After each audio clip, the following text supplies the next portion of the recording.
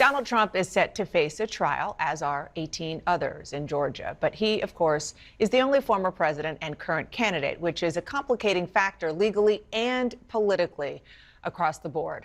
Joining me now is Republican Congressman and a member of the House Freedom Caucus, Republican Ken Buck of Colorado. Thank you so much for coming on. It's been quite a week. I want to start with just that. We're closing out a week where a former president in your party arrested 4 times. Now, I'm sure you've heard, he has a mugshot. 18 of his co-defendants also arrested. It's pretty easy to kind of lose sight of the magnitude of the moment because we have had so much incoming when it pertains to news about Donald Trump legally. Did you ever expect in your lifetime we would see anything like this? I did not, Dan. My first trip to D.C. professionally was to work on the Iran-Contra affair, and it had everything to do with whether President Reagan had violated the Constitution and could be impeached. It had nothing to do with any criminal charges against President Reagan or anybody else. And so ultimately, obviously, Colonel North and Admiral Poindexter and others were charged in that case. But it really is unique and something that most people didn't think we would get to in this country, because we see it in third world countries. We see it in other countries. We never thought we would be charging a former president with a criminal case. And you mentioned third world countries. It sounds to me like you're saying not necessarily because you think that the prosecutions are wrong-headed, but because of the magnitude of the allegations. Well, not just that. I think that our system is so strong that we survived January 6th. It was terrible. I was in that House chamber. It was a horrible day, but we survived and we kept going. It wasn't as if we shut down the various branches of government. It was significant, but our country is so strong that we can survive something like that and continue to thrive. And I think that charging this president, we'll see whether he's convicted or not, but charging the president is another really significant act in our history.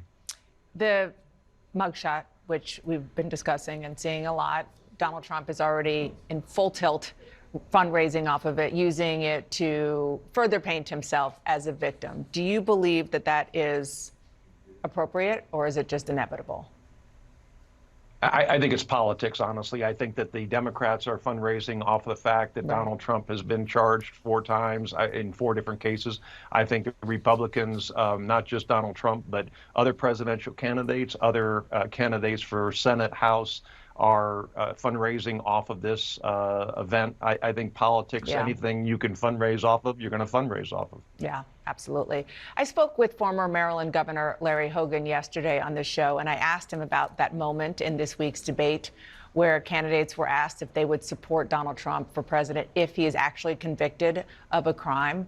All but 2 of the candidates on that stage raised their hand and said that they would. Governor Hogan said that this was an embarrassment. He said he was disgusted by that moment. Were you?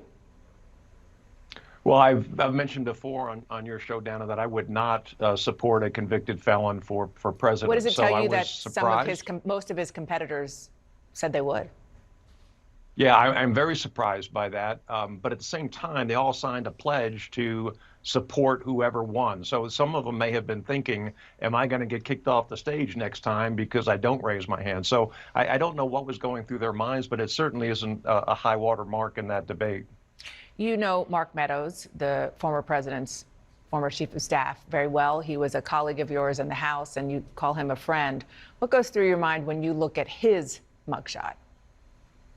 Yeah, I think it's really unfortunate. One, I think that the case in Georgia is overbroad. But 2, I think that there are so many people who have been drawn into these criminal cases who otherwise were trying to do their job and trying to support the person who had hired them. And I think I have no idea what the ultimate outcome in a case with Mark Meadows will be, but it's unfortunate that really a lot of people were drawn in. Some of them absolutely deserve to be. Some of the rhetoric that was going on during that time frame, scary. But Mark Meadows is a professional. trying to serve the president. President asked him to set up a phone call. President asked him to do certain things. He did those professionally. And I think it is an overbroad indictment. And I think Mark will end up, his integrity will end up being intact when this is all said and done. Interesting take there. I want to talk to you more about that when we have more time. Congressman, thank you so much. Appreciate it. Thank you.